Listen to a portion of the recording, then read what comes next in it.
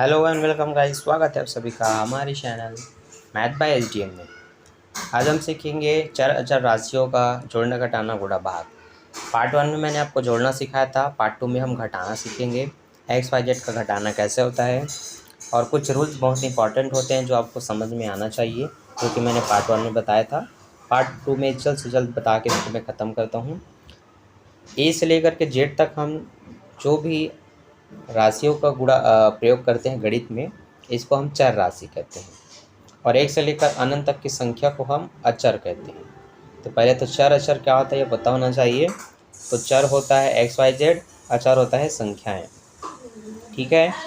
अब क्या चीज़ें घटती है, क्या चीज़ें जुड़ती है, उसको ध्यान से समझना। नियम क्या है, ए के साथ ए जुड़ता है और ए के साथ ए घटता है। अगर मैं बोलूँ ए के साथ बी जोड़ो तो ये नहीं जुड़ सकता। मैं बोलूँ ए के साथ बी घटाओ तो ये भी नहीं घट सकता। तो ये नियम है, याद रखना। चर राशि सेम राशियों के साथ जुड़ती हैं और घटती हैं। अलग अलग चर अचर राशि आपस में ना तो जुड़ सकती ना तो घट सकती, याद रखिएगा। ठीक। अब अगर आपको चर समान भी दिखे, ठीक है, तो आपको ये चेक करना है उसमें क्या क्या समान है। जैसे मैं ए और ए को जोड़ने को बोल रहा हूँ, आप 2a लिख सकते हैं। और जब मैं घटाने को बोलूँ ए और ए से, तो फिर क्या आंसर आएगा।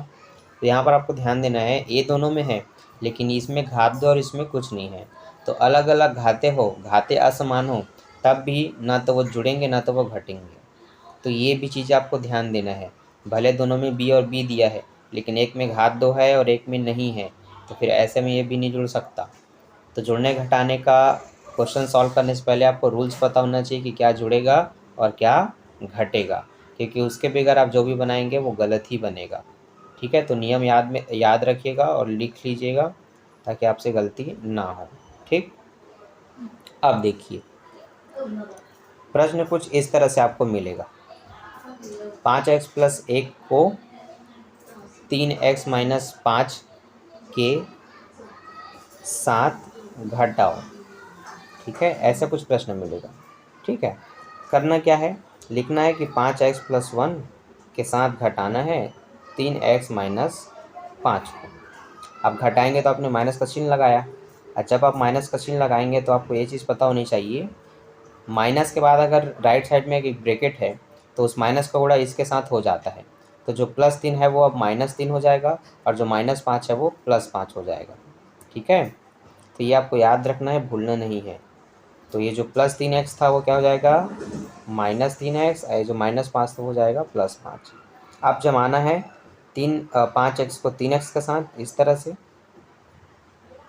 +1 को +5 के साथ। तो 5x में 3x जाएगा तो 2x बचेगा, 5 में जोड़ेंगे तो 6 आएगा। ये हमारा आंसर। ठीक।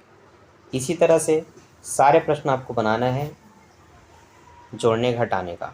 अब ये तो हुआ पहले टाइप का प्रश्न। और प्रश्न कैसे मिलेगा, तो और प्रश्न घातों के हिसाब से भी मिलेगा। ठीक है। तो वहाँ पर आपको ध्यान देना है, घात 2 वालों को घात 2 वाले के साथ घटाएंगे, एक वाले को एक वालों के साथ। जैसे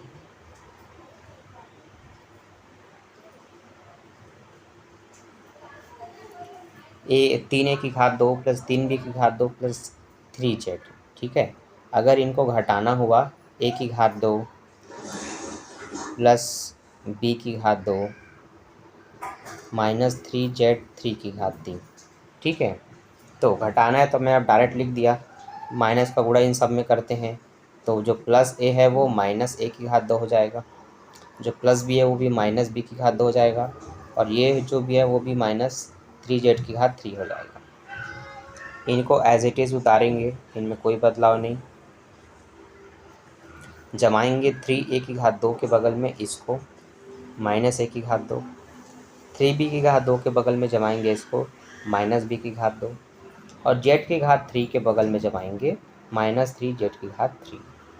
अब 3a की घात 2 में से एक बार a की घात 2 घटेगा तो यहाँ कुछ नहीं है, तो यहाँ 1 है सामने में। 3 में जब आप 1 घटाएंगे तो 2a की घात 2 बचेगा, 3 के साथ यहाँ भी 1 घटेगा तो 2b की घात 2 बचेगा और 3z में 1 z घटेगा तो 2z की घात 3 बचेगा। ये आपका आंसर है। यहाँ पर आप एक और लिख सकते हैं, सब में 2 दिख रहा है तो 2 को आप कॉमन निकाल सकते हैं। तो a की घात 2 + b की घात 2 माइनस जेड की घात 3, ये भी आपका आंसर है। तो दोनों लिख सकते हैं, वैसे ज़्यादातर ऐसे लिखा जाता है। ठीक है, तो समझा आपने।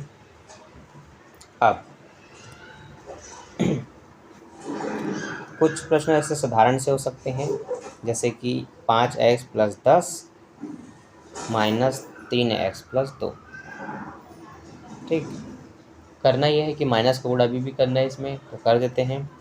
Plus plus -3x plus -2। यहाँ पर 5x + 10 को एज इट इज़ लिखेंगे। अब 5x के बगल में 3x को लिख लेते हैं, और प्लस 10 के साथ हम -2 को लिख लेते हैं। 5x में 3x जाएगा, 2x बचेगा, 10 में 2 जाएगा, 8 बचेगा। अब चूँकि यहाँ पर प्लस का चिन्ह है तो यहाँ भी प्लस का चिन्ह रहेगा। अब मान लेते हैं आपको x का वैल्यू निकालना है, तो बराबर आप 0 लिखना, +8 को पक्षांतर करना तो वो -8 होगा, x यहीं रखना, 2 को नीचे ले आना इस तरह से, तो 2 चौक 8 -4 आपका आंसर हो जाएगा। ठीक है, तो कुछ प्रश्न ऐसे भी होंगे। ठीक, तो जो आपने घटाने का नियम समझा उससे आपको नॉर्मल प्रश्न बनाना आ जाएगा। अब आपके लिए ये होमवर्क है। ठीक है, जहाँ पर कुछ प्रश्न घटाने के हैं, कुछ जोड़ने के हैं, कुछ में x का मान निकालना है, और कुछ प्रश्नों में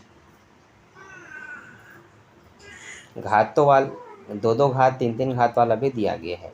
तो सारे प्रश्न आपसे बन जाएगा अगर आपने वीडियो पूरा देखा। तो अब मैं मिलता हूँ नेक्स्ट वीडियो में गुणा के साथ। आज हमने पहले हमने जोड़ना सीखा, तभी हमने घटाना सीखा। अब हम आने वाले वीडियो में गुणा सीखेंगे। ठीक है, फिर भाग सीखेंगे, फिर उसके बाद सबका कंबाइन क्वेश्चन करेंगे। ठीक है, तो ये वीडियो का पार्ट 1 था, और अभी जो आप देख रहे हैं वो वीडियो का पार्ट 2 है। तो मैं मिलता हूँ नेक्स्ट वीडियो में नेक्स्ट टॉपिक के साथ। अभी के लिए बाय, थैंक्स फॉर वॉचिंग।